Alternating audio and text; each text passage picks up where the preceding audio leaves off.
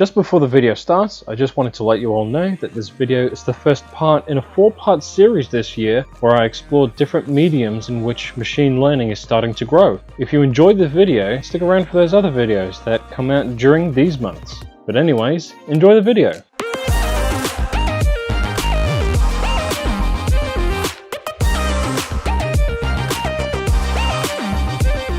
G'day everyone, my name's Butler and welcome to this video about AI text generators. I'm currently on a mission to learn about AI, specifically with the applications of text generation. I'm so fascinated with the field and the key aspect, the ability to convert human input into automated output without elaborate backend that doesn't allow for anything very complex to be done. It's a very niche part of the AI world, but it's a very exciting one. I can't wait to jump into it. Okay, I'm going to stop myself right there. As you've seen me looking at the screen like I'm reading off of a script, I've actually text generated this intro to this video by starting with the prompt, "G'day everyone, my name's Butler and welcome to this YouTube video about AI text generators." And with this website called Hitkend, it was able to generate the next 200 or so words afterwards. And it took me a couple of goes to get something that actually worked and actually sounded professional and something that I might have actually written for the video. But this is all from this website, from Hitkend. This is an AI text generator which uses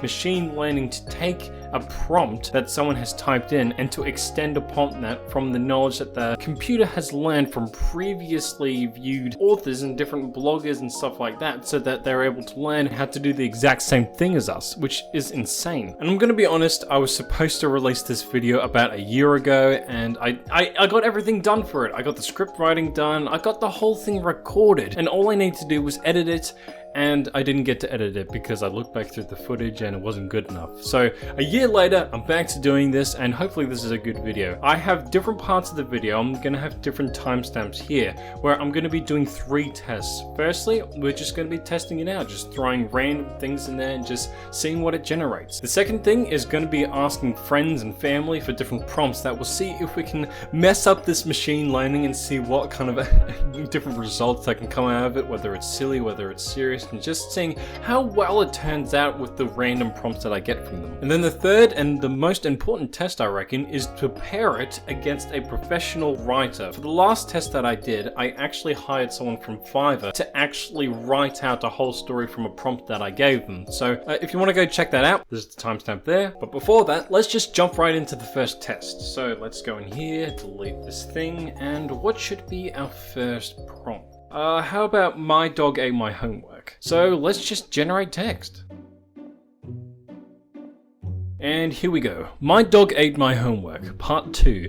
There is only one time during the year when having ice cream for breakfast is acceptable. You can live without air conditioning, but you can't live without a sense of humor. Good medicine."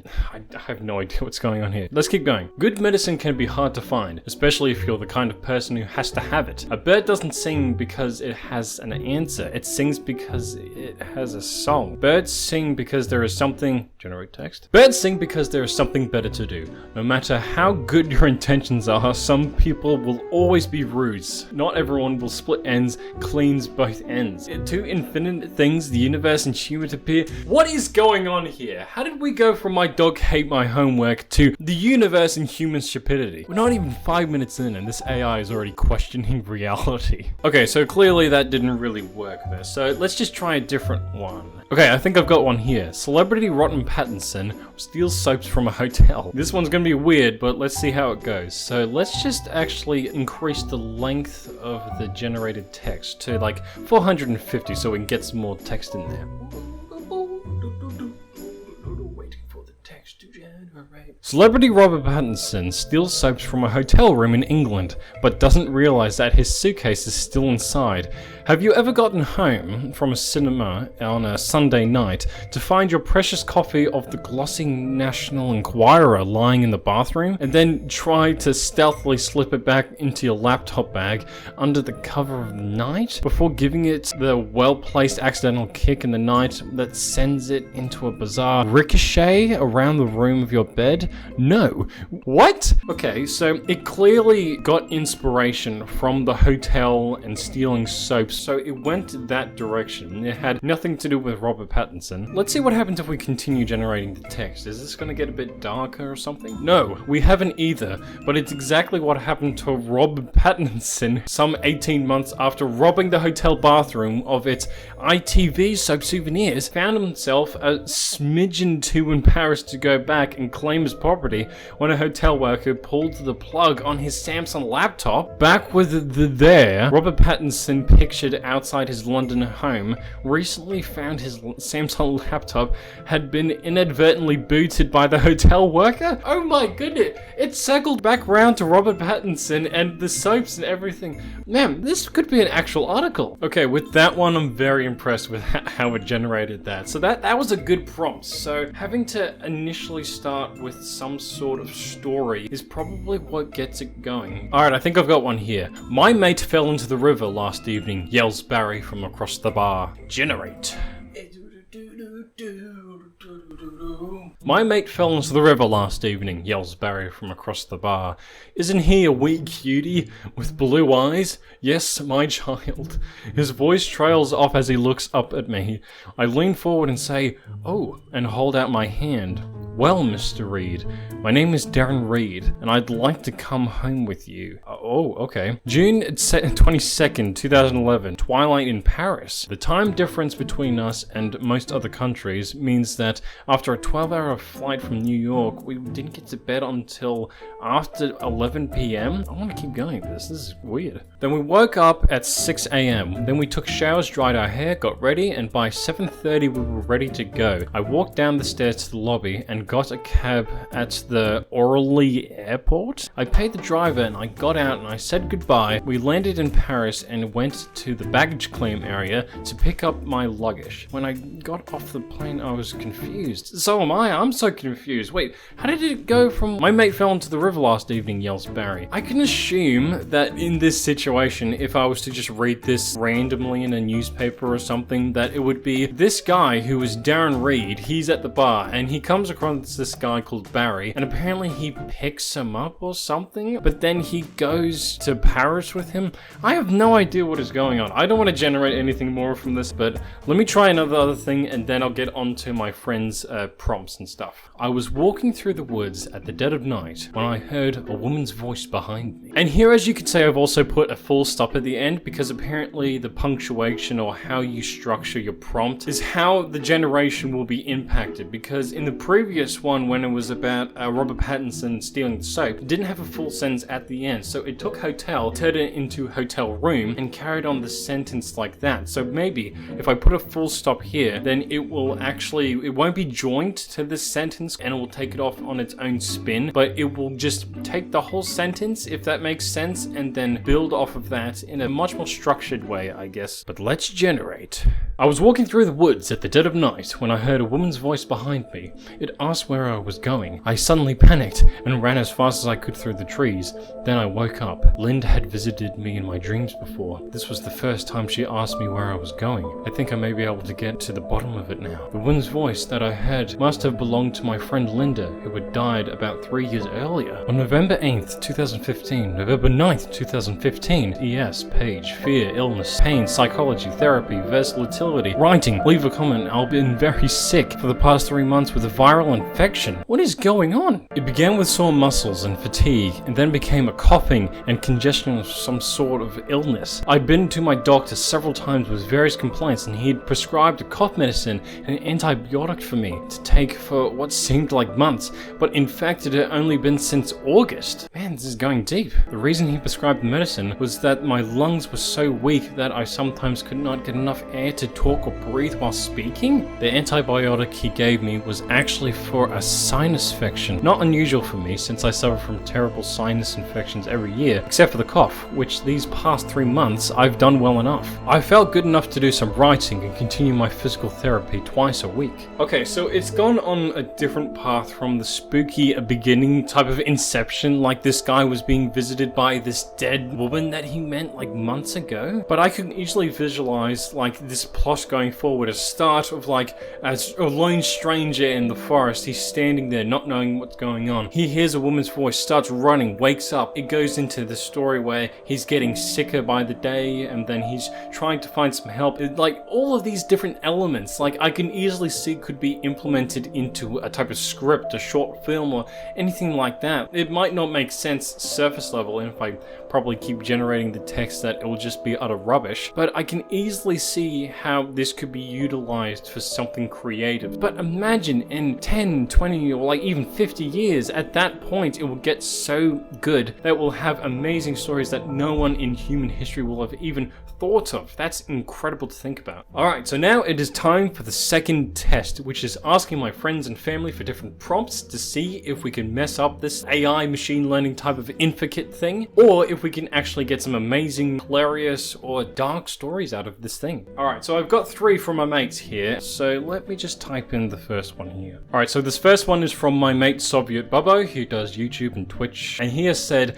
"Steven, you get away from that damned microwave, or I'm gonna turn your toes into little fridges." I have no idea how this generator is gonna work against this. Let us see. Generate text. Waiting for the generator to generate its thing. "Steven, you get away from that damned microwave or I'm gonna turn your toes into little fridges." He dropped the box of cold cuts. My foot almost touched his box of cold cuts and he fled into the kitchen. He's nice like that. I mean, he's not gonna turn the temperature of the refrigerator up, but he's good to let me have my way once in a while. So for now, it's just my foot that's a little warmer. Too bad the fridge isn't plugged in. When I took my brother-in-law to the airport yesterday, he gave me a heavy bag of sand. Okay, I think it's struggling with this prompt, but let's keep going. It was a bag of gems from New Orleans trip the day before.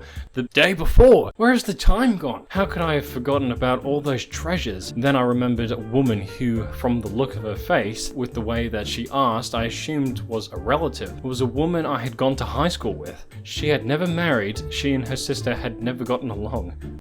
No idea what's going on here. She had never married, she and her sister had never gotten along, and the sister who had just died a few years ago was my best friend from several years. Still, she would have been pleased to have heard from me. What I couldn't tell her was I'd only been in touch with her because our mothers had been friends. We'd been going to each other's birthday parties since kindergarten. She just died this year too. But when I got home, I remembered the lunch we'd shared in high school, and I was glad I'd done. I was glad I was done. I was done with that woman, and then she's gone and then... Okay, Soviet Bubba, I don't think that this was what you intended from this prompt. It went on a weird tangent about this guy discovered that this woman that he came across was a friend from high school, and now she's dead and this guy's glad. I have no idea what this generator is thinking about this, but anyway, let's move on. So this next one is from Oh Look It's Prince. This is a mate of mine from high school, my oldest friend, and he's come up with this prompt here. With his last breath, the evil pirate fell from the balcony, plummeting atop the piano resting below with a glorious smash! Sorry, I got excited there. And also bear in mind when I generate this text that this guy is also a writer. He's very good at writing, so I'm very interested to see how this gets generated. I don't even know where he got this idea from. I have no idea, but let's see what it generates. With his last breath, the evil pirate king fell from the balcony, plummeting atop the piano resting below with a glorious smash. Though the door was warped, through it, Ethan could see another balcony. A few pirates were there, about to fire arrows at him. Then the door collapsed. Through the wreckage of the door, Ethan could see a man with a turban and beard, as well as a woman with a small dog about to cast a spell. He quickly slid back through the door into the piano room, and then crawled over to the edge of the piano and dropped off. Ethan was no longer in and it stopped. Ethan was no longer in the castle. Instead, he found himself walking through a lovely wooded area on a path that was already beginning to look familiar. He saw the raven he recognized as Shunrir. The bird of evil that Shunrir had given to him had guided him through the castle. Shunrir had stopped walking and turned to Ethan. Wait, I thought he was a bird. Ethan, there you are. You better hurry. The bird of evil is already making his way here, and they don't know that you're a gun. Okay, hold up for a second. I was envisioning with this prompt that the evil pirate guy fell from a balcony. I thought he was on a ship, like one of those balconies on a pirate ship. But no, apparently he was in a castle, this other guy with a bow and arrow, this woman casting spells, and now there's this guy who we mistook for like an evil bird, but he's not an evil bird. I have no idea what's going on. This is the weirdest thing ever. I'm moving on from this. I'm sorry, Prince. This is not it. Okay, so this next one here is from Locomotion, another one of my good friends, and this one is very interesting to say the least. Let me type this up. Among Us and Fortnite fanfiction. Well, let's just generate text. Among Us and Fortnite fanfiction 2017, featuring comments from Yara, Yi, and Ghost. Wait, Ghost from COD? What are you talking about? Overall, I was pretty disappointed by the event. It was exactly what I expected, and less than what I wanted. But like I said, I don't hate the game because of it. So I will give it credit where credit is due to @GSL for life, for running an event and for exposing me to interesting and sometimes weird ideas and people. My hopes for the future, more people attending events, esports is becoming more popular. More people are working within the competitive scene, and more people are excited about different perspectives. Hopefully, this was a good start, and people will have more opportunities to discuss topics like this. Kieran Twitter. Wait, what is going on here? Is this someone's bio? Kieran Twitter @Kieran, age 19, from Budapest, Hungary. What? I started my career in the esports world as a FIFA player and moved on to League of Legends, but I never expected to be involved in any of the pro. This feels so realistic, and it's not what I expected from Among Us and Fortnite fanfiction, but I believe that it just took Among Us and Fortnite and knew that they were just video games. It just went off on this weird article from this person called like Chiron or Chiron. I have no idea how to pronounce it. Wow. Okay, that was probably the most realistic that we've had so far out of all the ones that I've done and all these guys' prompts. And also, Locomotion, what were you thinking you were going to get out of this idea? You were thinking of some weird fan fiction that was going to be some weird thing. I'm not going to put that on my channel. What do you think? But anyway, that's I guess that's all my friends' suggestions. Let me see. I'm going to call one of my mates and see if he picks up. Hello. Hey, how's it going? Good. How are you? I'm going good. I'm just here recording a video about AI text generators, and I needed a prompt from someone because I'm out of prompts. Oh, okay. Harold was a very naughty blank. What? Harold was a very naughty, and then just blank. Harold was a very naughty something. I don't know. I wanted AI to put in what the naughty thing is. Alright. Okay, that's a good idea. Alright, thanks, mate. Okay, bye. Bye-bye. That's brilliant. Okay, that's awesome. Shout out to Jack for giving me that prompt. But alright, here we go. Harold was a very naughty blank, and let's see how it generates the text. Alright, here we go. Harold was a very naughty little boy who always followed his mother to the kitchen. If she got out the biggest, sharpest knife, the pot would be sitting beside the sink ready to go in the oven when she returned. When he saw what she was doing, he would run away. Harold was a very naughty boy who always followed his mother to the kitchen. When she got out the biggest, sharpest knife, the pot sitting beside the sink would be ready to go in the oven when she returned. Wait, is that just repeating the same thing? Did this just glitch? Wait, let me generate the text and see if it just does the same thing. When he saw what she was doing, he would run away. That's the same phrase again. I believe at this point of the story is that you must always tell the truth about things that happen in your life. It is up to you whether you decide to deal with things head on and try to change them, or whether you decide to run away and keep your mouth shut. It is your choice whether to grow and change your life or continue down the same old destructive road. If you want to change the things that are happening in your life, you need to own up to what is happening in your life. You don't have to become a victim, you just need to stop being afraid to admit the truth. Even if you're very afraid to admit what is happening in your life, I urge you to do it. After you tell the truth, then you can decide what you... How? How has this done this? This sounds so dark. At the beginning here, it's repeating the same type of phrase. Harold was a very naughty boy who followed his mother to the kitchen. Did the same phrase over and over. And then when it went into this thing, it's like, it's your choice whether to own up to your thing or just run away from it. Man, that's dark. What? Okay, that was a really good prompt. Shouts to Jack for that one. So now that I've done the own test myself and I've gotten my friends to help me with their own prompts to put into this InfoKit thing, I am going to put the AI up against a professional writer. So for this third and final test, it actually harkens back to high school English class, where our English teacher would give us a paragraph or the start of a story and tell us to continue that story only from the information given from that paragraph. And the paragraph could have been obscure and you could have taken it in any direction, or it could have been a conversation starter in which you had to develop characters and the scene and the setting. So for this thing in particular, I wanted to get a professional writer from Fiverr to get the same prompt as I would put into the AI generator and seeing which is better, the professional writer or the AI randomness. So alongside recording this idea last year, I actually already got into contact with a guy on Fiverr called Parker Plumer, and I did also say that this was for a video where I put him against an AI, and he said, "I'm being pitted against an AI, bring on the AI, victory shall be mine." And of course this was a year ago, he's already done it, and I did read it for the video, but it has been a while since I've read this story,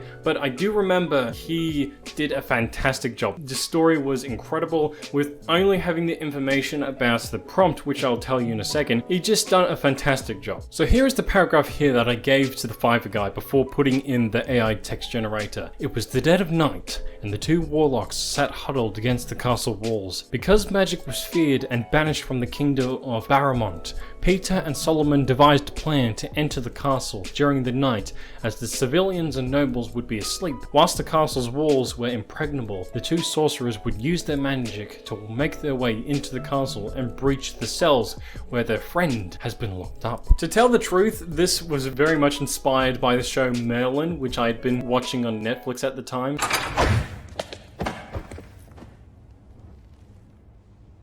So here is his version of the story, which he calls "No Wizard Left Behind." "It was the dead of night, and the two warlocks sat huddled against the castle walls. Because magic was feared of and banished from the kingdom of Baramont, Peter and Solomon devised a plan to enter the castle during the night, as the civilians and nobles would be asleep. Whilst the castle walls were impregnable, the two sorcerers would use their magic to make their way into the castle and breach the cells where their friend has been locked up." "Solomon, over here!" Peter called out in a soft voice. They had been walking around the castle walls for a while, trying to find a way to break in. "I think I found something." Solomon stopped trying to scale the smooth stone wall and joined his friend. "What were you doing?" "Trying to climb," Solomon answered. "Why? That's a flat..." Never mind. "I think I found the servants' entrance." Peter's whispered voice lit up with excitement. He reached a hand out and slowly grabbed the handle. "Let's see how lucky we are," as he slowly tried to turn it. The handle defiantly stood its ground. Of course, a disappointed sigh escaped his lungs. "Let me try," Solomon said, as he quickly grabbed a hold of the handle. When it still didn't budge, he started to shake it. "Shh! Stop! Stop! You're gonna wake someone up!" Peter exclaimed in a panic. He grabbed a hold of his friend's hands and pulled him away. "I think a bit more finesse is needed in this instance." "Right, sorry about that. I have an idea.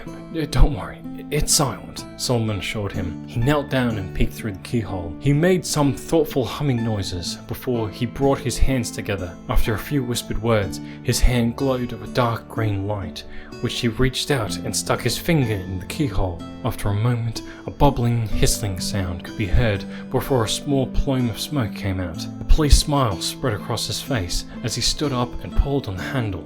The door opened. "After you, sir." A corrosive touch? Very nice.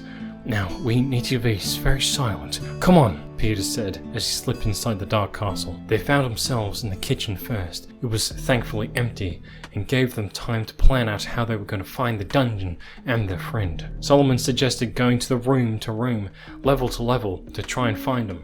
Peter had a better idea. A quick divination spell, and they were able to detect which direction to go. They found the staircase leading down to the cells, and slowly began to tiptoe down. It was a spiral staircase, because it was a castle, and no self-respecting castle has a straight staircase going down to the dungeon. The sound of voices rose up to greet their ears.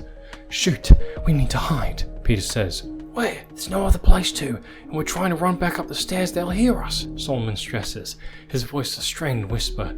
We're just gonna have to attack them. Us? Attack guards? Don't be mad. We'll either be killed or stripped of our things and thrown to a cell too, Peter argued. What do you suggest we do then, smart guy? Solomon asked in a snappish voice. Peter thought fast, and an epiphany hit him. Cast Disguise Self. It wasn't a perfect spell, but they could at least try and look more like guards.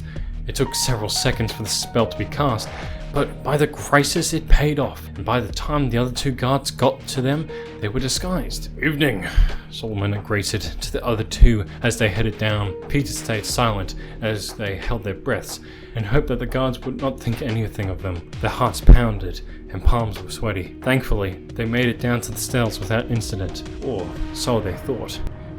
Hey, we're here, let's just... Peter said as he ran up to the cell's door. Their friend was knocked out on the floor. Solomon, come do to this lock what you did to the other. I'm going to start my teleportation spell. Right, Solomon said, and knelt down to cast Corrosive Touch again. Peter got out a piece of chalk and began drawing a symbol on the ground. The sound of yelling and clinking armor echoed down the stairs. I don't think we convinced them, Peter. You better hurry with that spell. He got the cell door open and ran in to pick up their friend. Let me concentrate, Peter said, as he stood in the middle of the symbol. His hands traced invisible sigils in the air in front of him, and the lines of chalk began to glow. Step in the circle now, please, he ordered with clenched jaw. Halt! In the name of the king! A group of 6 soldiers were rushing towards him, their weapons drawn. Peter! Solomon stressed his friend's name as he looked between the soldiers, and Peter... Oh, less distraction, please. His voice was annoyed and his eyes closed in concentration. An idea struck Solomon, a quick incantation with his hands turned black before they threw out what looked like a puddle of grease directly in front of the guards. They didn't have a chance to avoid it, so when the first man went down, the others tripped. Now, Peter said as he clapped his hands together. A burst of wind raced past the fallen men. When they were able to untangle themselves, the 3 warlocks were gone. Man, that was good. It's been a while since I've read that story. He just did such a good job, and I can't remember how it did against the previous AI's text thing or whatever. I might have given him the win, but this is generally 10 out of 10. This is amazing. I love this story. So now that you've listened to the professional writer's version of the story, let's hear the AI's version of the story. Let's paste the paragraph in here, and I only have about 696 words. Nice. Left in my free demo of this, so it won't pair up against the 1,000-word story that has been done by the other person, but let's just see how this goes, because I don't want to wait another day to just like get in here and do this again. So let's generate text. So it has now generated the text, and apparently it has only gone to 200 words. Apparently it wasn't the 696 words. Maybe that was just a glitch, but let's see how it does against the professional story. It was the dead of night, and the 2 warlocks sat huddled against the kingdom walls. Because magic was feared of and banished in the kingdom of Barremont, Peter and Solomon devised a plan to enter the castle during the night, as civilians and nobles would be asleep. Whilst the castle walls were impregnable, the 2 sorcerers would use their magic to make their way into the castle, breach the cells where their friend has been locked up. In order to carry out their plan, Solomon would have to return to his own world using a magical bridge that links their world to Barremont. However, Solomon did not return, but rather he was attacked by a terrible beast which took the form of an ancient sea dragon. The dragon was a monster who grew when there was blood in the water. The 2 sorcerers attempted to battle the monster but failed and were forced to flee from the island. The dragon would not give up the fight, however, and was determined to kill the 2 sorcerers, so the dragon did a spell that made itself almost immune to magical attacks. Solomon felt that a true warrior should... And that's it. That's like building like a prelude. It's like a prequel type of story that's happening before they're breaking their friends out of prison. It's like they're from a magical world and they have to get their friend from regular reality. They have to cross this bridge to get there, but there's a dragon in the way and they have to battle it. Oh my goodness, that is awesome. If only I had like 800 more words in my free account, I would be able to like continue this little narrative that's going on here, because this is so cool. Okay, I'm gonna try something. What if I go into here, I select everything and copy it, and I'm just gonna put it on my phone, and I'm gonna see if I can get the website on my phone and get a bunch of new free characters and see if I can finish the story, because I'm determined to get this done. 1 eternity later.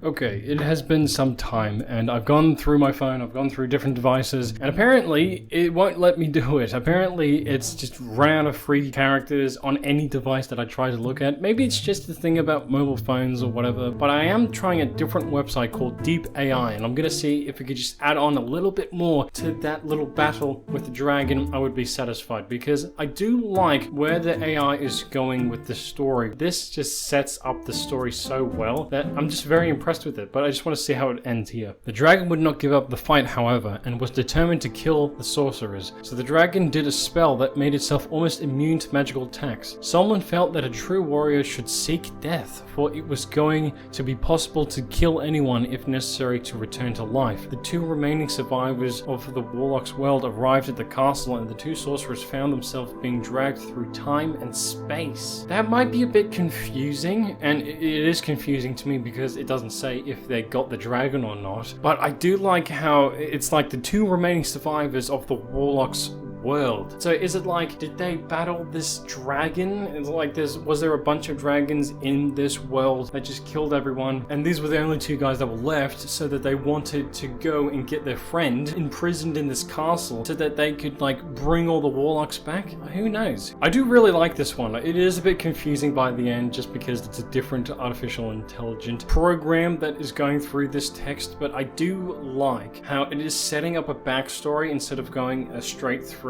But I do like that the Deep AI website has gone back to the initial thing that these two sorcerers were at the castle in the first place. Like, I do like the setting up the backstory there. They were from a previous world of warlocks. They were all killed off from this water dragon that had blood in the water or something. And these were the only two warlocks left, and so they had to get their friend and try to survive the world because all the warlocks were gone. That's such a cool story. If we could merge this type of idea with what the professional writer had, you would have a great show. You could have like a nice movie or short film or whatever. Like I said earlier in the video, there's so many possibilities with artificial intelligence that can help you with your story.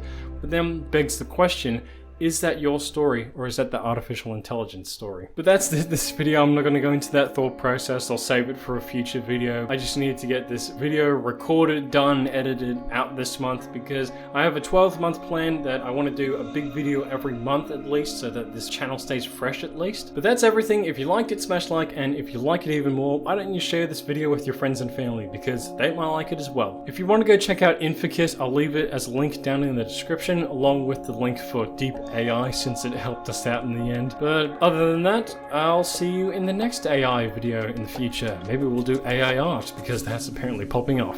Peace out!